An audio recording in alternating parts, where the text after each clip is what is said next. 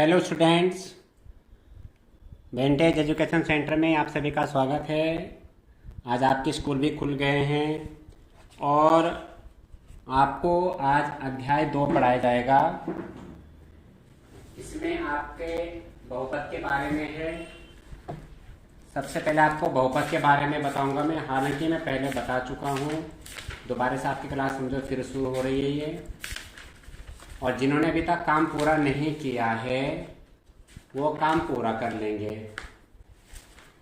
और इसमें आप एक चीज़ ध्यान रखना कि आपको 10 तारीख तक काम पूरा करना है। और इसमें 10 तारीख तक आप काम पूरा करके कॉपी स्कूल में जमा करेंगे। तो इसमें आप सबसे पहले देखिए अध्याय 2 है आपका। पहला अध्याय में करा चुका था और पहले अध्याय में आपका जो पूरी की पूरी उसमें आपकी एक्सरसाइज हैं वो प्लेलिस्ट में मैंने डाल दी हैं।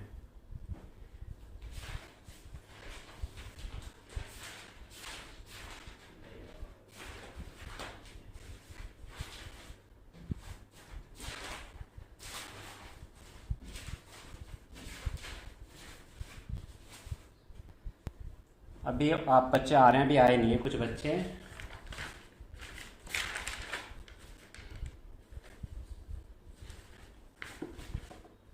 आपके स्कूल खुल चुके हैं, उसके बाद भी आप लोग अभी तक कुछ एक्टिव नहीं दिख रहे मुझे। ये क्लास आपकी स्कूल की क्लास है, ये आपको अटेंड करना अनिवार्य है सबके लिए ये।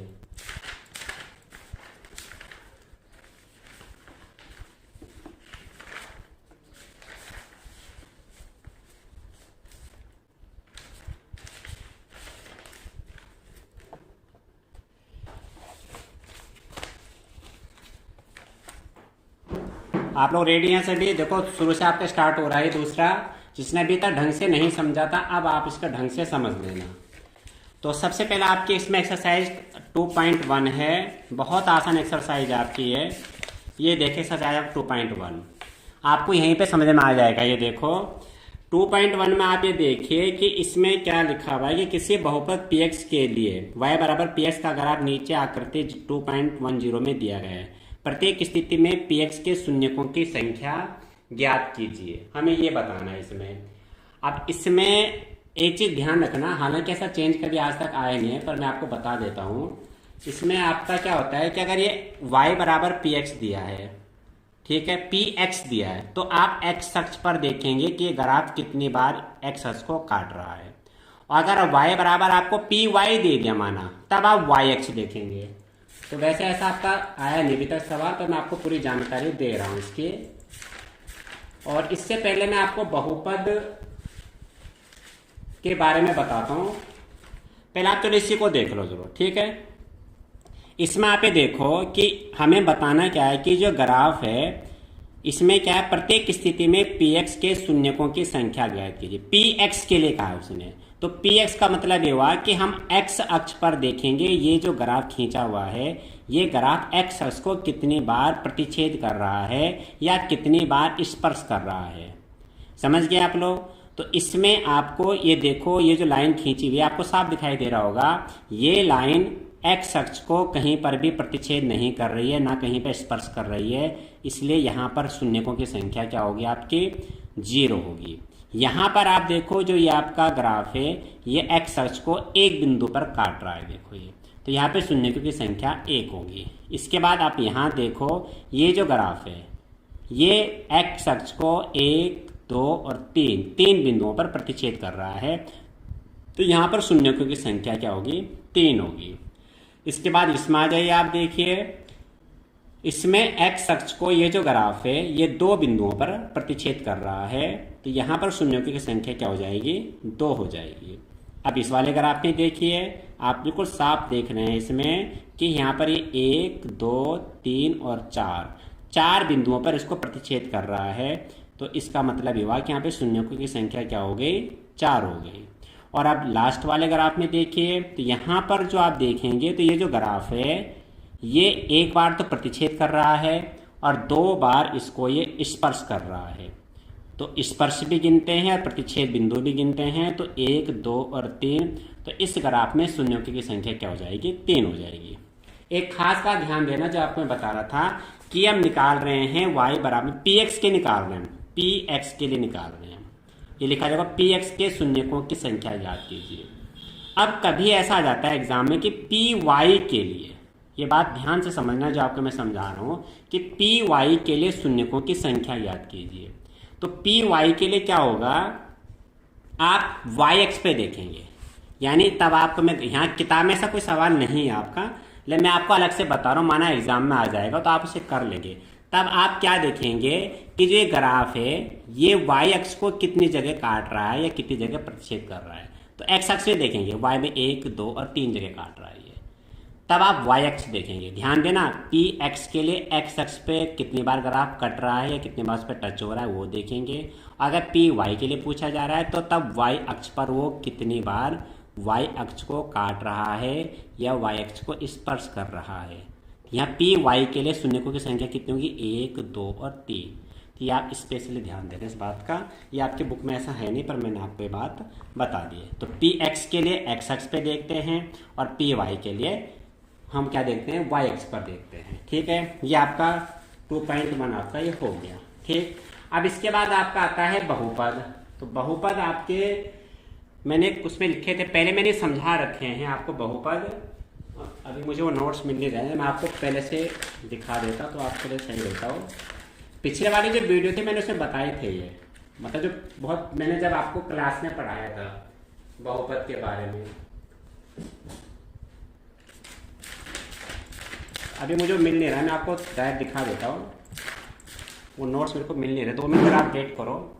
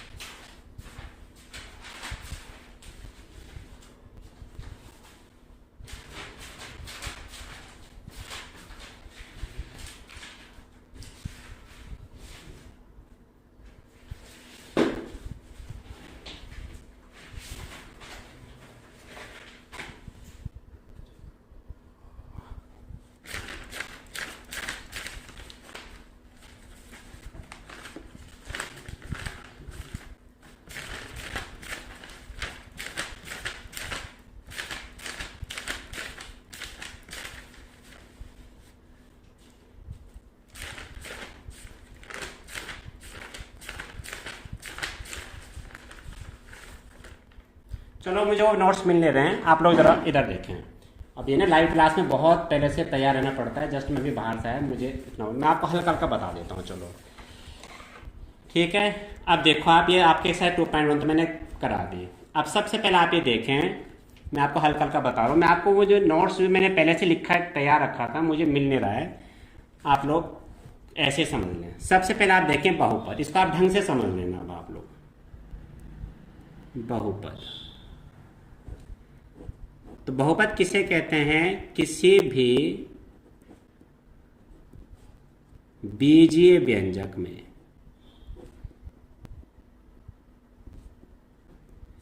चर राशि की घात धनात्मक पूर्णांक हो तो वह बीजीय व्यंजक बहुपद कहलाता है। ध्यान से समझना इसको। हम कोई भी ऐसे समीकरण लिखते हैं, जैसे उदाहरण मैं आपको बता रहा हूँ, 3x प्लस के 4y इक्वल माइनस के 3, 3x स्क्वायर प्लस के 2x माइनस के प्लस 4, कुछ भी लिखो, 2y स्क्वायर प्लस के 3y प्लस के z, x प्लस के x स्क्वायर प्लस के x क्यूब इत्यादि। ये आपके बहुपद है, इसे आप ढंग से समझ लेना। बहुपद कहते हैं किसको हैं। बहुत से बच्चे बहुपद का मतलब बहु मैंने बहुत सारे पद, मैंने जो पद लिखते हैं, बहुत सारे पद अगर हम लिखते हैं तो आपके बहुपद होते हैं, ऐसा नहीं है। ठीक है, बहुपद का मतलब हुआ कि ये जो हम लिख रहे हैं इसे बीजीय व्यंजक बोलते हैं, और इस बीजीय व्यंजक में चर चर का मतलब जो बच्चे नहीं समझते हैं, चर का मतलब होता है जो हमें अल्फ़ाबेट, अंग्रेजी के जो आपके वर्णमाला के अक्षर हैं XYZ ABCD, इन्हें हम चर बोलते हैं। और इसमें भी ज़्यादातर जो चर के रूप में हम प्रयोग करते हैं वो XYZ इनको प्रयोग करते हैं। आपने अधिकतर यही देखा होगा, XY और Z। कभी कभी PQR ST ये भी ले लेते हैं। और ABC का प्रयोग अधिकतर क्या होता है, वास्तविक संख्याओं के लिए होता है, चर के लिए नहीं होता ABC का प्रयोग। इस बात को आप धीरे धीरे समझ जाएंगे। तो यहाँ पे हमें देखो क्या ध्यान रखना है कि जो आपका बीजीय व्यंजक है ये दो शर्तों का पालन करे। दो शर्त क्या है कि चर की जो घात है वो धनात्मक भी हो और पूर्णांक भी हो, धनात्मक भी हो और पूर्णांक भी हो। तो आपका क्या होगा, वो जो आपका बीजीय व्यंजक होगा वो आपका बहुपद कहलाएगा। तो देखो यहाँ पे चर क्या है, x है और y है। यहाँ पे चर x की घात 1 है, यहाँ पे भी y की घात 1 है। एक धन भी है और पूर्णांक भी, इसलिए बहुपद है। यहाँ पे देखिए चर आपका x है, x की घात 2 है, धन भी है पूर्णांक भी है। यहाँ पे चर x है, इसकी घात 1 है, धन भी है पूर्णांक भी है। यानी धन भी होना चाहिए और पूर्णांक भी होना चाहिए। इसमें से अगर एक भी नहीं है, मतलब मगर धन है और पूर्णांक नहीं है, या पूर्णांक है मगर धन नहीं है, तो वो आपका बहुपद नहीं होगा, ध्यान रखना। इसी तरह से यहाँ देखो चर क्या है, y है, y की घात क्या है 2 है, 2 धन भी है पूर्णांक भी है। यहाँ पे y है, y की घात 1 धन भी है पूर्णांक भी है। यानी इन चार बहुपद लिखे हैं मैंने, और इन चारों बहुपद में ये दोनों शर्तों का पालन हो रहा है, इसलिए ये बहुपद हैं। कुछ आप ये अलग से देख लीजिए जो आपके बहुपद नहीं है, लेकिन जैसे x² प्लस के 2√x, x क्यू माइनस के 3x के power -1, x Q 3x Q कुछ भी लिख लो, प्लस के x के पावर 1/2, ठीक, x प्लस के 1/y, ये आपके इत्यादि, ये बहुपद आपके नहीं है। अब ये बहुपद क्यों नहीं है, क्योंकि यहाँ आप देखिए चर x की घात 2, यहाँ तो ठीक है, लेकिन यहाँ चर x की घात क्या है, रूट का मतलब घात 1/2 है। 1/2 धन तो है मगर पूर्णांक नहीं है। एक चीज़ ध्यान देना, जिन बच्चों को नहीं पता है, रूट में x लिखो या x की पावर 1/2 लिखो, इसका मतलब यही होता है। यानी चाहे तो आप ऐसे लिख लें, चाहे आप इसको ऐसे लिख लें, इसकी घात 1/2, ये एक ही मतलब होता है। काफ़ी बच्चों को पता होगा, जिन्हें नहीं पता तो समझ लेना इस चीज़ को। और यहाँ पे देखो चर की घात ठीक है, धन भी है पूर्णांक भी है 3, लेकिन यहाँ चर की घात 1, पूर्णांक तो है मगर देखो धन नहीं है, इसलिए ये भी बहुपद नहीं है। यहाँ पे ठीक है लेकिन इसकी घात गड़बड़ है, तो इसलिए यहाँ पे इसकी घात धनात्मक तो है लेकिन अब पूर्णांक नहीं है। पूर्णांक वाला जो संख्याएं बटे में होती हैं और दशमलव में होती हैं वो पूर्णांक नहीं होती। पूर्णांक आप जानते हैं, शुरू में मैंने सब बता रखा है, ये ठीक ये हो गया। और इस तरह से ये देखो, ये तो खैर मैंने समझाया था, ये देखो इसको बहुत से बच्चे बहुपद बोलते हैं, एक्चुअल में इसका जो असली तरीका है लिखने का वो ये है। y को हम ऊपर लेंगे तो y की पावर क्या होगी, -1 होगी। इसका मतलब ये भी, क्योंकि देखो y की घात क्या होगी, माइनस में आ गई ना, तो ये बहुपद आपका नहीं है, ठीक है।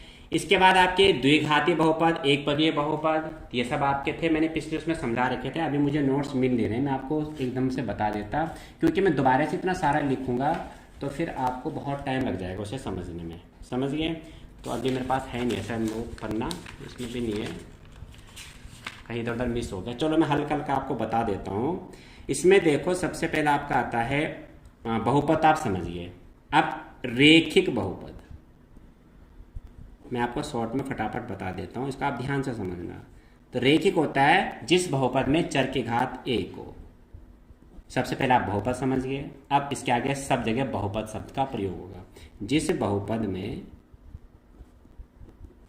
चर राशि की अधिकतम घात 1 होती है, ठीक है, रेखिक बहुपद कहलाता है, ठीक है ना। जैसे x + y = 4, x - y - के 3 = 16, कुछ भी लिखो। चर हमने यहाँ पे 2 लिखे हैं और दोनों में देखो घात 1 से ज़्यादा नहीं होनी चाहिए, तो ये रेखिक हो गए, ठीक।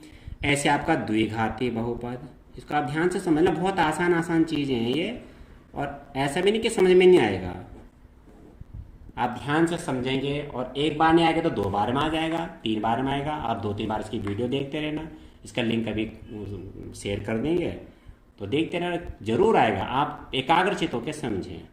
द्विघाती में क्या होगा, रेखी में चर की घात एक होनी चाहिए। द्विघाती बहुपद जिस बहुपद में चर राशि की अधिकतम घात, यानी इससे ज्यादा नहीं होनी चाहिए, अधिकतम घात 2 होती है।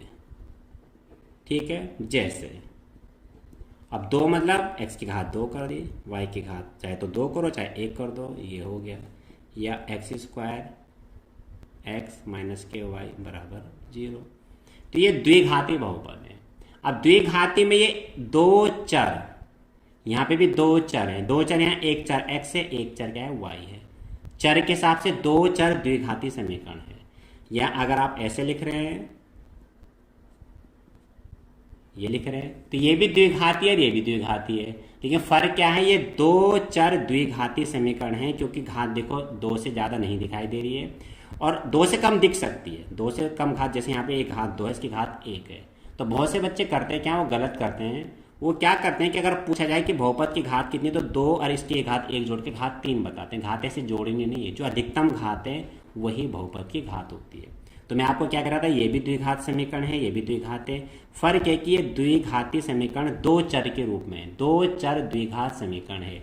इसमें एक चर द्विघात समीकरण है, एक की चर x, यहाँ पे 2 चर x और y दिख रहे हैं। तो द्विघात समझ गए, जिसमें 2 से बड़ी घात आपको नहीं दिखाई देती, यानी अधिकतम घात 2 होती है। ऐसे आपका त्रिघाती, तो त्रिघाती भी आपको समझ में आ गया होगा थोड़ा थोड़ा, कि जिसमें यानी जिस बहुपद में चर राशि की अधिकतम घात, चर आप समझ गए, एक्स वाई जेड को चर बोलते हैं, अधिकतम घात कितनी होती है, 2 होती है। ठीक है, जैसे सॉरी हाँ, त्रिघाती में 3 होगी, 2 नहीं 3 होगी, 2 तो द्विघाती में होगा। त्रिघाती में तो यानी एक्स क्यूब। अब इससे कम हो सकती है, 2 हो सकती है, 1 भी हो सकती है, लेकिन 3 से ज्यादा नहीं होगी। 3 से ज्यादा होगी तो फिर उसका नाम 3 से ज्यादा के हिसाब से पड़ जाएगा। यानी 4 घात होगी तो उसे 4 घात वाला बहुपद बोलेंगे। ये त्रिघाती बहुपद है। क्यों है, क्योंकि सबसे चर x की घात 3 सबसे ज्यादा है। ठीक, एक्स क्यूब माइनस के 27 बराबर 0, ये भी आपकी त्रिघाती है। 3 होना चाहिए, 3 से कम है, जैसे 2 है 1 है, वो हो चाहे ना हो, उससे मतलब नहीं है। सबसे बड़ी घात जो है उसी के हिसाब से उसका हम नाम बोलते हैं। ठीक है, ये त्रिघाती हो गया। रेखिक समझ गए होंगे, जिसमें चर की घात 1 हो। द्विघाती हो गया, जिसमें चर की घात 2 हो। त्रिघाती होगा, जिसमें चर की घात क्या हो, 3 हो। एक पदीय समझ गए होंगे, एक पदीय बहुपद, जिसमें केवल एक पद हो, जिसमें मैं शॉर्ट में लिख रहा हूं, ये छोटी छोटी जानकारी इनको आप याद कर लेना, जिसमें एक पद हो। ठीक है ना, जिसमें ने बहुपद में, यानी जैसे 3x minus 2x x square 3x cube, कुछ भी लिखो, एक पद है देखो। ठीक, द्विपदीय, इसमें भी अब आपको आइडिया लग गया होगा, द्विपदीय बहुपद। तो जिस बहुपद में, जिसमें का मतलब जो लिखा है, जिस मतलब जिस बहुपद में एक पद हो। जिस बहुपद में, मैं शॉर्ट में लिख रहा हूँ, पूरे डिटेल में नहीं लिख रहा हूँ, क्योंकि छोटी छोटी जानकारी हैं। जिस बहुपद में 2 पद हों। ठीक है, जैसे 2x स्क्वायर प्लस के 3x स्क्वायर माइनस के 2x क्यूब, कुछ भी लिख लो, 2 पद होने चाहिए बस। ठीक है, ऐसे त्रिपदी में 3 पद होंगे। ठीक, ये समझ लेंगे। अब आते हैं इसके सूत्र पे, इसे आप ध्यान से समझना और बीच में क्लास छोड़ के मत जाना। अब आपका ये समझो कि इसको पॉइंट 2 से संबंधित आ रहा है। ठीक, अब इसमें देखो जरा आप लोग, इसमें देखो सबसे पहला आपका है द्विघाती समीकरण, 2.2 में है। देखो इसके सवाल आपके एग्जाम में आते हैं, 3 नंबर में आते हैं, कभी 2 नंबर में। बहुत आसान सवाल है, समझने की कोशिश करें। अब देखो द्विघाती समीकरण, द्विघाती समीकरण का व्यापक रूप। आप लोग बीच में क्लास छोड़ के जा रहे हो भैया, गलत कर रहे हो आप लोग। अभी 14 बच्चे थे, अब 10 आ गए, कभी 15 हो रहे हैं। बीच में क्या बात हो रही है, मुझे समझ में नहीं आता है कि आपकी समस्या क्या है। ये तो बता दिया करो कि सर ये समस्या है, तो मुझे कोई दिक्कत नहीं है, पर आपकी लापरवाही ना हो ऐसी। द्विघाती समीकरण का व्यापक रूप क्या होता है? देखो ax स्क्वायर प्लस के bx प्लस के c। यहाँ abc क्या है? abc आपके यहाँ पे देखो मैंने क्या कहा था, चर तो यहाँ पे x है, abc यहाँ पे चर नहीं है, ये कोई संख्याएं होंगी, ठीक है, जहाँ abc वास्तविक संख्या है। इसे आप ढंग से समझना, और जिनको पहले समझ में आ रखा है वो भी देखें इस क्लास को, क्योंकि आपका इसमें रिवीजन अच्छा होगा। यानी एबीसी यहाँ पे चर को प्रदर्शित नहीं करते, तथा वास्तविक संख्या में तो जीरो भी आता है, a b c does not equal to zero, zero नहीं होना चाहिए।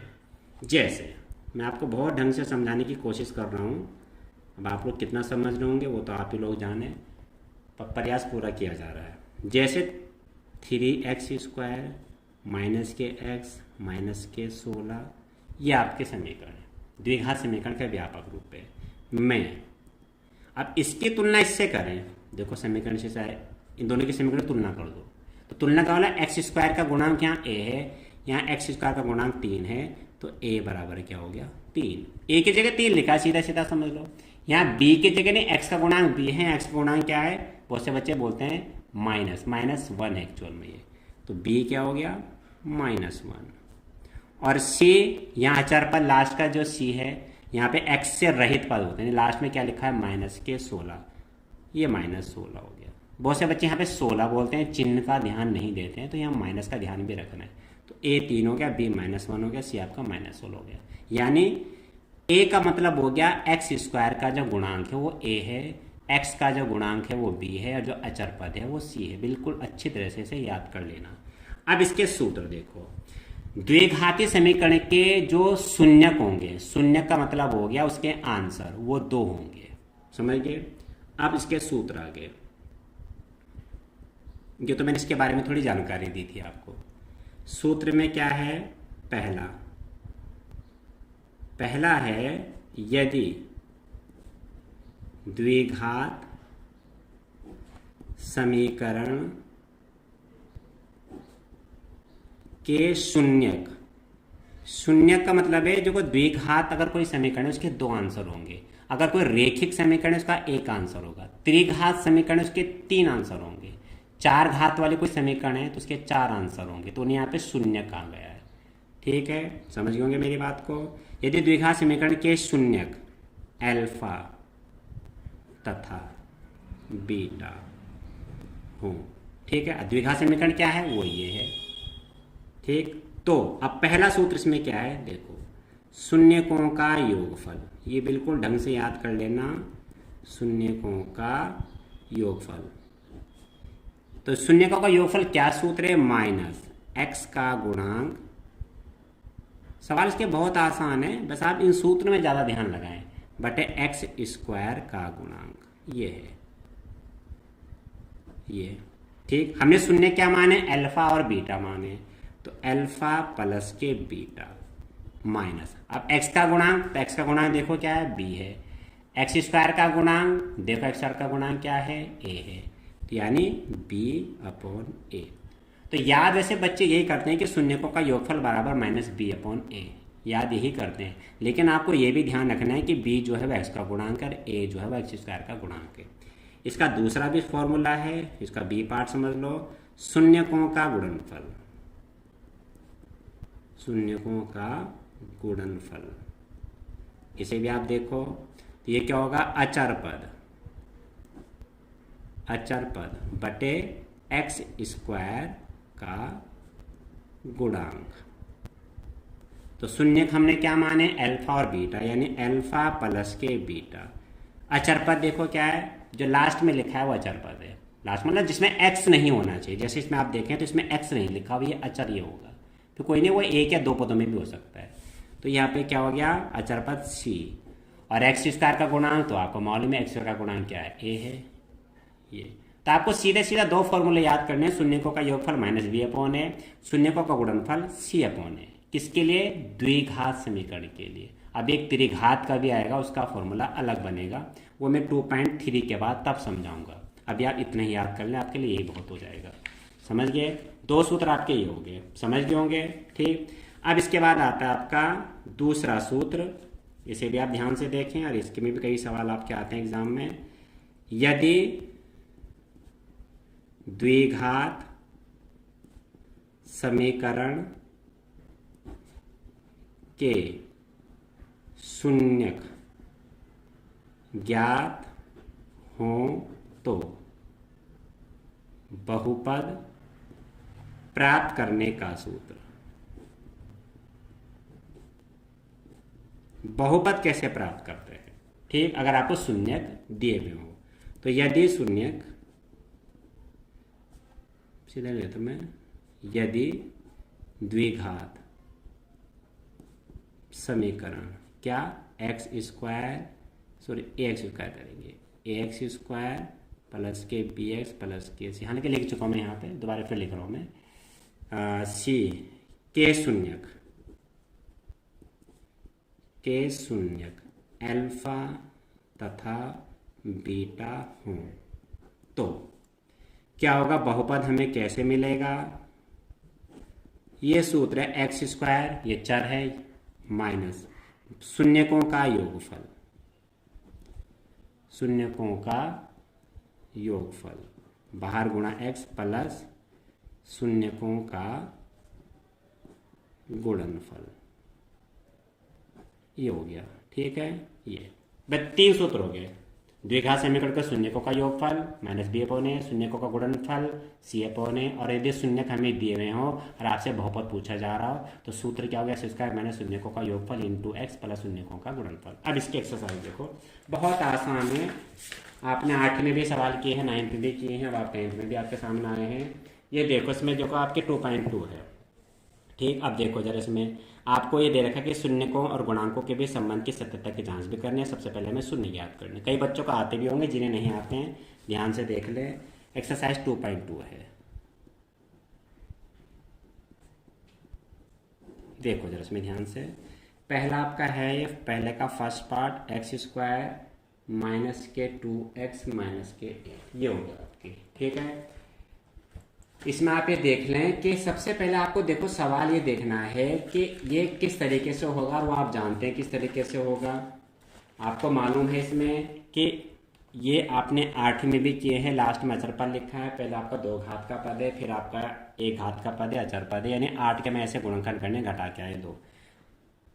ठीक, 8 कैसे गुणनखंड की घटा क्या है 2, घटा क्या है, घटाओ का निशान है तो घटा के बोलना है।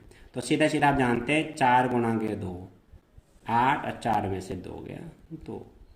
तो अब देखो 9th में आपको बात याद आ रही होगी, 9th में 2.4 का क्वेश्चन नंबर 4 मैंने कहा था ना, वो आएगा देखो, और अभी चौथे चैप्टर में भी आएगा। समझ गए होंगे? यानी 8 कैसे गुणनखंड की घटा क्या है 2, यानी 2 संख्या में ऐसी बतानी है कि गुणा करें तो आपका आए वो 8 और घटाएं तो आपका आए 2, वो 4 और 2 है। जब आपको ये पता लग जाता है तो आप 2 नहीं लिखेंगे, यहाँ पे हम 4 माइनस के 2 लिखेंगे। ठीक, एक चीज और ध्यान देना, हमें शून्य ज्ञात करने हैं तो बराबर 0 आप खुद लेते हुए चलो। बराबर 0 किताब में नहीं दिया, हम खुद लगा सकते हैं, क्योंकि हमें जो शून्य निकालने होते हैं उसे शून्य के बराबर रखते हैं। अब क्या करेंगे? पहला स्टेप एक्स के अंदर गुणा करिए, ये गुणा कर दिए। अगला स्टेप है माइनस से ब्रैकेट खोल रहे हैं। अगला स्टेप क्या है? ब्रैकेट खोलना है। माइनस से खोलेंगे तो आपको सावधान रहना है, हमें चिन्ह भी बदलने हैं। तो ये प्लस का था माइनस हो गया, माइनस का था प्लस हो गया। इसके बाद अगला स्टेप क्या है? इसमें कॉमन लेना है, इसमें कॉमन लेना है। यहाँ पे x कॉमन आएगा, देखो तो x माइनस के 4, यहाँ प्लस का 2 कॉमन आएगा, x माइनस के 4, और x माइनस 4 यहाँ से भी कॉमन आएगा। तो आपका क्या बचा? x plus 2। इसे हम दूसरे ब्रैकेट में लिख लेते हैं। ध्यान देना, जो इस ब्रैकेट में आएगा वही इस ब्रैकेट में आएगा, आप जबरदस्ती मत लाना, आता है वो। ठीक है, नहीं आता है तो समझो सवाल गलत हो रहा है, तो आप चेक करने का आपके पास एक तरीका हो जाता है कि यहाँ पे गलती हो रही है, आप चेक करना। समझ गए? अब इसके बाद आगे देखिए, इसमें तो एक एक करके हम इसे 0 के बराबर रखेंगे। तो यदि x माइनस 4 बराबर 0, यदि x माइनस 4 बराबर 0 तो x का मान क्या आ गया? 4 आ गया। एक शून्य यानी एक आंसर ये आ गया। और यदि x प्लस 2 बराबर 0 तो x का मान क्या आ गया? माइनस के 2। तो आंसर आ गया -2 और 4। यह हमें शून्य प्राप्त हो गया। अतः अभीष्ट शून्यक हमें क्या मिले? 4 व -2। ये तो आपका आंसर आ गया, तो कोई नई बात नहीं थी। 8वीं में भी किए, 9th में भी किए। 9th में हम यहीं तक करते थे, केवल ये गुणनखंड निकालते थे। 9th में हम यहीं तक करते थे, यहाँ तक ये, इसके बाद हम नहीं करते थे। यहाँ पे थोड़ा और काम करना है, शून्य भी निकालने हैं। अब हमें संबंध की सत्यता की जांच करनी है, तो हमें क्या करने हैं, शून्यकों का योगफल। अब क्या करना है, सत्यता की जांच, तो शून्यकों का योगफल, चूंकि शून्यकों का योगफल, तो मैंने भी कहा था शून्यकों का योगफल का फॉर्मूला क्या, -b/a। b क्या है, x का गुणांक, a क्या है, x स्क्वायर का गुणांक। इसीलिए मैं आपको हमेशा बोलता हूं कि सबसे पहले आपको सूत्र समझने, उन्हें याद करने बहुत जरूरी है। अब माइनस b क्या है, x का गुणांक, और a क्या है, x स्क्वायर का गुणांक। तो देखो x का गुणांक यानी b -2, a x स्क्वायर का गुणांक यानी यहाँ पे क्या है, x स्क्वायर का गुणांक 1, तो ये -2 है, ये 1 है। ठीक, तो लो जी, ये कर दिया, ये आपका आ गया -2, और ये 1 माइनस से माइनस प्लस हो गया, आपका आ गया 2 आ गया ये। ठीक, ये आ गया। अब शून्यकों का गुणनफल, शून्यकों का गुणनफल क्या होता है, c/a। अभी मैंने कराया था, कुछ बच्चों को याद होगा तो उन्हें अच्छी तरह से समझ में आ रहा होगा, और जिन्हें नहीं याद है तो मैं फिर कह रहा हूँ कि देखो ये आप इसके जिम्मेदार आप खुद हैं कि आपको नहीं आ रहा समझ में, क्योंकि आप उसको उतनी मेहनत कर रहे हैं जितनी मैं कह रहा हूँ। अभी भी समझ में नहीं आया तो आप लोग इसके पहले फॉर्मूले याद करना और फिर दोबारा से इसकी वीडियो देखना, और फिर भी नहीं आया तो आप मुझे फ़ोन करके पूछना, मैं ज़रूर बताऊँगा, पर आप प्रयास करें। c क्या होता है, अचर पद। a क्या होता है, x स्क्वायर का गुणांक। देखो जरा इसमें अचर पद क्या है, -8, x स्क्वायर का गुणांक 1, तो -8/1 आ गया, -8/1 यानी -8। अब शून्यकों का योगफल ये आ रहा है सूत्र से, शून्यकों का गुणनफल -8 आ रहा है सूत्र से, और हमें जो शून्यक प्राप्त हुए हैं हम इनका भी योग करके देखते हैं तो यही आना चाहिए, और इनकी गुणा करके देखते हैं तो यही आना चाहिए। तो देखो हम लिखते हैं, चूंकि प्राप्त शून्यकों का योग, यानी इनका योग करा तो 4 में से 2 गए 2, तथा प्राप्त शून्यकों का गुणनफल, ये कितना आ रहा है। अब हमें जो शून्यक मिले हैं हम इनकी गुणा करते हैं, तो 4 की गुणा किस में करी, -2 में, तो -8 आ गया। यानी जो सूत्र से निकाला योगफल तो 2, और जो शून्यक हमें प्राप्त हुए उनका योग करा तो वो भी 2। सूत्र से निकाला शून्यकों का गुणनफल -8, फिर जो शून्यक हमें प्राप्त होते हैं उनका गुणनफल निकाला -8, तो बराबर चाहे तो आप यहाँ पे लिख सकते हैं -b/a और बराबर c/a। अतः सत्यता की जांच होती है। अतः सत्यता क्या उसका है, ये सवाल में आप ढंग से पढ़ने, आज मैं पढ़ रहा हूँ, शून्यकों तथा गुणांकों के बीच के संबंध। मैं इसमें लिख रहा हूँ, आगे से नहीं लिखूंगा मैं, शून्यकों तथा गुणांकों के बीच संबंध की सत्यता की जांच सत्य है। ठीक है, आगे मैं शॉर्ट कर दूंगा, आप समझ लोगे। अब देखो इसका सेकंड पार्ट, क्योंकि मैं इतना बताऊंगा तो वीडियो बहुत लंबी बन जाती है और आप लोग फिर मेरे साथ उठना शुरू ना कर दें, क्लास छोड़ के जाना ना शुरू कर दें।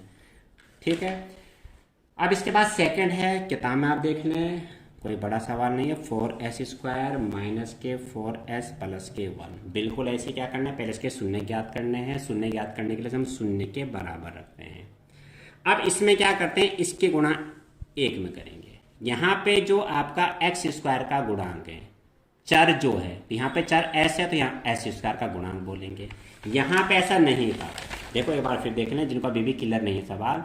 यहाँ पे अगर इसका गुणांक है कुछ लिखा हुआ तो यहाँ पे तो नहीं है, नहीं का मतलब एक तो खैर होता है, एक को तो आप छोड़ दो, यहाँ पे कुछ नहीं लिखा हुआ इसके साथ में, तो केवल 8 के ही गुणनखंड करें। एक बार को मान लो, आपको मैं फिर बता रहा हूँ, माना ये लिखा होता, माना, तब आप 8 के गुणनखंड नहीं करते कि घटा के 2 आए, 3 के 8 में गुणा कर दे, 3 × 8 = 24, और तब आप क्या करते, 3 × 8 = 24, फिर आप 24 कैसे गुणनखंड करते कि घटा के 2 आए, यानी 24 कैसे गुणनखंड कि घटा के 2 आए, तो आप कहेंगे 6 - 4, 6 × 4 = 24, 6 में 4 गए 2, तब यहाँ 6 - 4 लिखते, 4 - 2 नहीं, क्योंकि यहाँ पे x² का गुणांक 3 है और यहाँ पे 1 है, तो 1 की गुणा करके तो 8 एकम 8 ही आना था। ये बात आप ढंग से ध्यान देना, कुछ बच्चे बात भूल जाते हैं। अब देखो सवाल में यहाँ पे इसका गुणांक है 4, तो 4 की गुणा हम 1 में करेंगे, तो 4 गुणांगे 1 हो गया 4, और 4 कैसे गुणोगे, जोड़ के आए 4, तो 2 गुणांगे 2 बराबर 4, और 2 2 क्या हो गए 4, यानी अब 4 की जगह 2 + 2 रखेंगे। ध्यान रखना अगर यहाँ प्लस का चिन्ह है तो जोड़ कर ही आना चाहिए। इसका मतलब ये हुआ कि अगर यहाँ प्लस का चिन्ह है तो यहाँ प्लस ही दिखना चाहिए ब्रैकेट के अंदर, और पिछले वाले सवाल में माइनस था। मैं फिर बता रहा हूँ कि यहाँ माइनस का चिन्ह है तो यहाँ माइनस ही दिखना चाहिए। ये सबसे खास बात है। जिन्हें आता है अच्छी तरह उसके लिए कोई दिक्कत नहीं है, पर जिन्हें नहीं आता है मैं उन्हें समझाने का प्रयास कर रहा हूँ। बराबर 0 ऐसे चलेगा। अगला स्टेप क्या है, अगला स्टेप है एस के अंदर गुणा करेंगे, ये गुणा कर दी। अगला स्टेप क्या है, ब्रैकेट खोलेंगे। ब्रैकेट खोलने से पहले आपको माइनस का ध्यान रखना है कि चिन्ह माइनस से ब्रैकेट अगर खोल रहे हैं तो आपको थोड़ा सावधान रहना है, यानी आपको चिन्ह बदलने हैं। दोनों देखो प्लस के थे, दोनों माइनस के हो गए। ठीक, अब अगला स्टेप क्या है, यहाँ पे 2 कॉमन लेंगे और एस स्क्वायर और एस में एस कॉमन लेंगे। 4 और 2 में 2 कॉमन है, तो 2 दूना के 4, यहाँ 2s पूरा कॉमन चला गया, 1 बचा। यहाँ जब आपको कुछ भी कॉमन ना दिखाई दे तो यहाँ पे जो चिन्ह है माइनस का चिन्ह है तो -1 कॉमन लेंगे, और यहाँ प्लस का चिन्ह है तो +1 कॉमन लेंगे। ठीक, माइनस कॉमन लिया है, फिर सावधान हो जाओ क्योंकि आपको अंदर के चिन्ह बदलने हैं। ये माइनस का है 2s, प्लस का हो गया, ये प्लस का था 1, माइनस का हो गया। अब देखो जो इस ब्रैकेट में आया है वही हमारा इस ब्रैकेट में आया है, इसका मतलब ये हुआ कि हमारा सवाल सही चल रहा है। इसको फिर हम कॉमन ले लेंगे, ये दोनों यहाँ पे कॉमन आ गए। एक बार ही लिखते हैं, कॉमन लिया, क्या बचा 2s - 1, इसे हम दूसरे ब्रैकेट में लिख लेते हैं। अब मैं यहाँ पर डायरेक्ट कर रहा हूँ, मैं ये लाइन नहीं लिखा रहा हूँ, ये दी ये और ये दी ये। आप डायरेक्ट करने से क्या एग्जाम में आपके पास समय कम ही रहेगा, तो आपको थोड़े काम डायरेक्ट ही करने पड़ेंगे। इसे डायरेक्ट नहीं बोलते, ये मेथड इतना 10 के बच्चे को आना चाहिए। एक इधर गया प्लस का हो गया, 2 गुणा में भाग में जाएगा 1/2। यही काम इसके लिए भी होगा, एक इधर गया प्लस का हो गया और 2 ये आ गया, ये आपके शून्य का आ गया। यहाँ पे लिख देते हैं अतः शून्यक। अब इसके सत्यता की जांच। ठीक, तो ये शून्यक हो गए। अब क्या लिखेंगे, चूंकि शून्यकों का योगफल, शून्यकों का योगफल, तो शून्यक हमारे क्या हैं, देखो पहले हम सूत्र से कर रहे हैं, -b/a। ठीक है, -b/a, तो -b x का गुणांक। तो यहाँ पे चर क्या है, s है। चर तो आपका s, p, q, r, y, z कुछ भी हो सकता है। ये कंटिन्यूटी ब्रेक हो गई थी थोड़ी अभी, फिर ये क्लास, ये तो ना कि नेटवर्किंग में कभी कनेक्टिविटी ब्रेक हो जाती है तो क्लास पूरी ब्रेक हो जाती है। अब आप लोग, चलो दोबारा से स्टार्ट करता हूँ फिर मैं। हाँ, मैं क्या कह रहा था कि हमारा ये सवाल था और इसको हमने ये कर दिया था, यहाँ तक ये शून्य निकाल दिया था, बिल्कुल पहले सवाल की तरह निकाले शून्य का हमने। और इसमें हमने अब क्या किया है कि शून्यकों का योगफल पहले सूत्र से निकालना है, तो -b/a, तो -b का मतलब s का गुणांक -4 हो गया, और a का मतलब s² का गुणा। यहाँ चर s है तो s² ही बोलेंगे यहाँ पे 4। ठीक है, माइनस माइनस प्लस हो गया, 4 एकम 4, 1 आ गया। ठीक, शून्यकों का गुणनफल, शून्यकों का गुणनफल तो क्या होता है, ये सूत्र में c/a होता है। अब आप ये देखो कि c क्या है, अचर पद, और a क्या है, x² का गुणा। यहाँ चर s है तो हम बोलेंगे s² का गुणा। चर तो कुछ भी हो सकता है, p होता तो p² का गुणा, q होता तो q² का गुणा, वो तो आप समझ ही रहे होंगे। यानी c आपका 1/4। अब प्राप्त शून्यकों का योगफल, प्राप्त शून्यकों का योगफल, तो हमें जो शून्य प्राप्त मिले हैं वो 1/2 1/2 मिले हैं, इनका हमने योग कर दिया। कितना हो गया, बहुत से 1/2 जोड़ के 1/4 कर देते हैं। ये देखो कितना आएगा, हर बराबर है, एलसीएम ले लिया, 1 + 1 2/2, 2 से 2 कट गया 1। अब प्राप्त शून्यकों का गुणनफल, प्राप्त शून्यकों का गुणनफल, तो हमें शून्यक मिले हैं 1/2 1/2, इनके हम गुणा करते हैं, तो अब आएगा आपका 1/4। देखो शून्यकों का योगफल 1, शून्यकों का योगफल 1, ये सूत्र से निकाला, ये जो मिले थे उनका योग करा बराबर, तो यहाँ पर हम लिख सकते हैं -b/a के बराबर आ गया, ये c/a के बराबर आ गया। ठीक है, ये संबंध आपका सत्य। अब ये नहीं लिखा, ये लिखना चाहता लिख सकते हैं, काफ़ी लंबा हो जाएगा, वैसे भी काफ़ी टाइम लगेगा इसमें। अब इसका तीसरा पार्ट देखें। तीसरा पार्ट क्या है? तीसरे पार्ट में पहले का तीसरा पार्ट है और इसमें है, आप पूरा सवाल ढंग से देखना, ठीक। बराबर जीरो तो हमें खुद लेके चलना है क्योंकि हमें शून्य के निकालने हैं, तो शून्य के बराबर हम इसको लिख कर चलेंगे। अब इसको पहले हम क्या करते हैं, सही क्रम में यानी मानक रूप में लिख लेते हैं। मानक रूप मतलब ढंग से जिसे बोलते हैं। तो एक्स वाला पद, एक्स स्क्वायर का पद, फिर उसके बाद एक्स वाला पद और लास्ट में अचर पद। अब क्या करेंगे, 6 के 3 में गुणा करेंगे, तो 6 3 के क्या होता है 18। अब 18 के में ऐसे गुणनखंड करने हैं कि घटा करके, घटाव का निशान ध्यान देना, 7 आए। तो क्या होता है, आप लोग जानते हैं 9 दूना के 18 और 9 में से 2 गए 7। यानी ऐसी दो संख्याएं कि गुणा करें तो क्या है 18 आए और घटाए तो 7 आए। ऐसी संख्याएं 9 और 2 हैं। जब हमें ऐसी संख्याएं मिल जाएंगे यानी गुणनखंड मिल जाएंगे तो अब 7 नहीं लिखेंगे, 7 की जगह हम लिखेंगे 9 माइनस के 2, 9 माइनस 2। ये हो गया। इसके बाद अगला स्टेप क्या है, एक्स के अंदर गुणा करनी है, लो गुणा कर दिए। अगला स्टेप क्या है, अगला स्टेप आपका है ब्रैकेट खोलना है। ब्रैकेट खोलते समय माइनस का ध्यान रखना, अगर माइनस का चिन्ह है तो चिन्ह बदलने हैं। बहुत से बच्चे चिन्ह बदलते नहीं है और यहाँ पे आपका सवाल फिर गलत हो जाता है, समझ गए। ये प्लस का था, देखो माइनस हो गया, ये माइनस का था प्लस हो गया। ब्रैकेट क्लोज करते समय भी चिन्ह बदल जाते हैं, यानी जब कॉमन लेते हैं माइनस का, खोलते समय भी, यानी माइनस में आपको बहुत सावधानी बरतनी है। अब इसके बाद इसमें कॉमन लेना है, 6 और 9 में 3 कॉमन, 3 दूना के 6, 3 के 9, दोनों के पहाड़े में आ रहा ना, सॉरी 3 के पहाड़े में दोनों आ रहे। और एक्स स्क्वायर एक्स में एक्स कॉमन आ गया, 3 दूना के 6 और एक्स से कट गया तो 1 एक्स बचा, 3 3 9 और एक्स से एक्स कट गया, ठीक, प्लस के। अब यहाँ पे देखो कुछ भी कॉमन नहीं दिख रहा है, तो मैंने क्या कहा था पिछले सवाल में, यहाँ अगर प्लस का चिन्ह लगाए तो +1 कॉमन लेंगे और अगर यहाँ माइनस का चिन्ह लगा होता तो -1 कॉमन लेते। ऐसा कब करते हैं, जब यहाँ पे आपको कुछ भी कॉमन ना दिखाई दे। भाई एक्स यहाँ है तो यहाँ नहीं है, 3 यहाँ है तो यहाँ नहीं है, 2 यहाँ है तो यहाँ नहीं है। हाँ 6 होता तो 2 3 के 6, 2 1 2, तब तो आ जाता कोई कॉमन। फिलहाल ऐसा नहीं है और हमने +1 कॉमन लिया तो बिल्कुल ये ऐसा ही आ जाएगा, ठीक। जो इस ब्रैकेट में आया वही इस ब्रैकेट में आया, इसका मतलब हमारा सवाल सही चल रहा है। इसे हमने कॉमन ले लिया, 3x + 1 आपका जो बचा हमने उसे दूसरे ब्रैकेट में लिख दिया, समझ गए। ये हो गया आपका। इसके बाद इसको एक एक करके 0 के बराबर रखेंगे तो हम यहाँ पे डायरेक्ट कर सकते हैं अतः शून्यक। डायरेक्ट तो फिर क्या, इतना तो आपको आना ही चाहिए। पहले सवाल में मैंने बिल्कुल समझाया था, 3 इधर गया प्लस का हो गया और 2 इसके बटे में आ गया, मतलब 2 गुणा में था, भाग में जाएगा, पहला शून्य किया है। अब इसको शून्य के बराबर रखेंगे, 1 इधर गया माइनस का हो गया, 3 गुणा से इधर जाएगा भाग में बटे में, यानी ये मिल गया शून्य, ठीक है। अब शून्यकों का योगफल, चूंकि शून्यकों का योगफल तो क्या होता है -b/a। पहले सूत्र से निकालते हैं, -b एक्स का गुणांक, b एक्स स्क्वायर का गुणांक, a c अचर पद। यानी यहाँ पे b क्या है अब आप समझ चुके होंगे, -7 है और a क्या है 6 है, माइनस से माइनस प्लस हो गया 7/6। फिर शून्यकों का गुणनफल, ये क्या होता है c/a। c आपका क्या है अचर पद, -7 है, चिन्ह का भी ध्यान रखना, बहुत से बच्चे 7 बोलते हैं, सॉरी 3 है, 7 नहीं 3 है, 3, बहुत से बच्चे यहाँ 3 बोलते हैं, 3 नहीं है, माइनस है, चिन्ह का भी ध्यान देना है, ठीक है। और a क्या है एक्स स्क्वायर का गुणांक यानी 6, 3 कम 3, 3 दूना के 6, ये आ गया आपका। यानी इसमें आपका ये आगे इसमें क्या करेंगे, अब हम निकालेंगे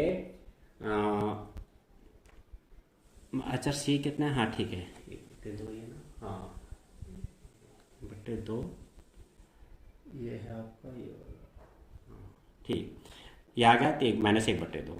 अब इसमें आप ये देखो क्या करेंगे, प्राप्त शून्यकों का योग, यानी जो शून्यक आपको मिले हैं हम इनका योग करते हैं, तो हमें मिला है 3/2 और इसमें -1/2 जोड़ दिया, तो क्या आ गया आपका ये, सॉरी -1/3 है गया। एलसीएम देखो, इसको मैं यहीं पे ले देता हूँ, प्लस और माइनस माइनस ही होना है, ठीक है, समझ रहे होंगे। एलसीएम आ गया 6, 3 3 9, 2 एकम 2, 9 में से 2 गया 7/6। तो शून्यकों का योगफल 7/6, तो शून्यकों का योगफल 7/6, यानी b/a के बराबर आ गया, नहीं -b/a के। समझ गए होंगे। फिर प्राप्त शून्यकों का गुणनफल, प्राप्त शून्यकों का गुणनफल। भाई यही सवाल कराऊंगा, जो दूसरा पार्ट है वो कल करा दूँगा, काफ़ी लंबा टाइम हो गया, क्योंकि 10:30 से फिर 9th वालों की भी क्लास है 11:30 से। तो अब आपको मुझे इसका 3 पार्ट हो रहे हैं, करा रहा हूँ मैं फटाफट। हाँ इधर देखो, शून्यकों का गुणनफल क्या हो गया, c/a, यानी हमें जो शून्यक मिले हैं उनकी गुणा करेंगे। तो 3/2 इसकी गुणा करेंगे -1/3 में, तो क्या होगा, 3 से 3 तो कट गया, -1/2 बचा। और देखो शून्यकों का गुणनफल क्या था, 1/2, यानी ये c/a के बराबर आया। तो हम कर क्या रहे हैं, एक बार जो शून्यक मिले हैं उनका योगफल हम सूत्र से निकाल रहे हैं, और जो शून्यक मिले हैं उनका फिर योग कर रहे हैं। जो मिले हैं गुणनफल एक बार सूत्र से निकाला, और एक बार जो हमें शून्यक मिले उनकी गुणा हमने कर दी, बराबर बराबर आएगा। ठीक है। इसके बाद आपका है चौथा पार्ट, बहुत आसान है ये। देखो इसमें 4u² प्लस के 8u बराबर 0 खुद लेके चलेंगे। 4u हमने कॉमन ले लिया। ठीक, यहाँ पे वो नहीं बनेगा क्योंकि कंप्लीट द्विघात समीकरण नहीं है, इसमें अचर पद आपका नहीं है, इसमें आपको कॉमन ही लेना पड़ेगा। u प्लस के 4 गुना के 8, समझ गए। जिसको कॉमन में दिक्कत होती है, मैं यहाँ कोशिश करता हूँ आप अभी भी समझ जाएं। ये बिल्कुल उन बच्चों के लिए जिनको कॉमन का कुछ अता पता ही नहीं कि कॉमन लेकर करते क्या है अंदर। तो यहाँ देखो कॉमन वो आएगा जो दोनों में आपका हो, 4 यहाँ भी और 4 दूना के 8, यानी 4 का भाग इसमें भी जा रहा है 8 में, ये भी कॉमन आएगा। u² और u दोनों जगह हैं, u छोटा कॉमन आएगा, तो 4u कॉमन आ गया। समझ गए होंगे। अब जो ये हमने ऐसे लिख लिया, और जो हम कॉमन लेते हैं इसका अंदर हम भाग देते हैं, इसमें भाग दे दिया। ये लाइन दिखाई नहीं जाती क्योंकि आप 10th में हो, इतना बेसिक तो आपको आना चाहिए, ऐसी उम्मीद आपसे हर कोई करता है, पर नहीं आता तो समझ लें, पर बार बार ये चीज़ें समझाना संभव नहीं होता। देखो क्या कहा मैंने, जो कॉमन आएगा उसका इन दोनों जितने पद है, 2 हैं 3 हैं, प्रत्येक पद में भाग जाएगा। 4u आ गया। अब 4 से 4 कट गया, u², ये u² का मतलब फिर हिसाब से मतलब u²/u है, इसका मतलब है u की 2 बार गुणा है। u² का मतलब u गुणा के u, और 1u कट गया तो 1u बचा आपका, यानी यहाँ पे 4 से 4 कट गया, u² से 1u कट गया, 1u बचा, u से u कट गया, 4 दूना किया 8, ये आया आपका, तो आया ना u+2। ठीक है।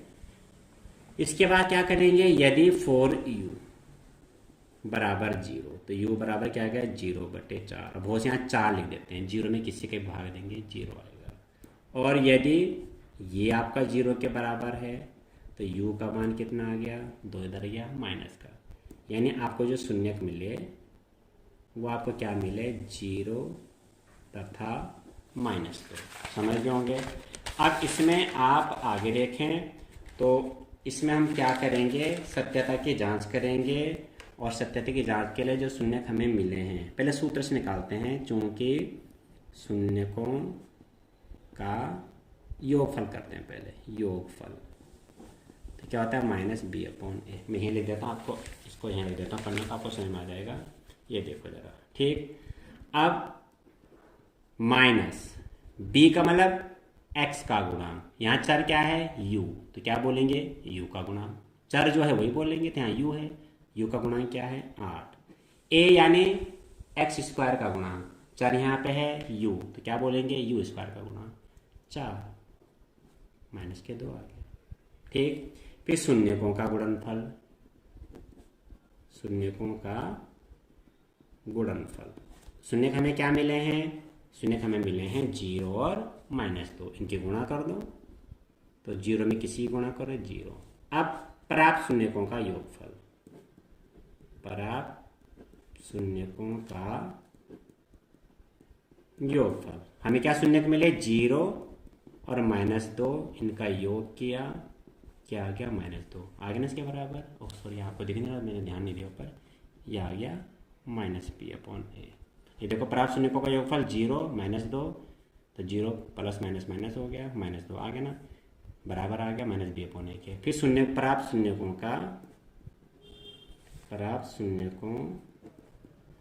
का गुणनफल क्या होगा, हमें शून्य क्या मिले हैं,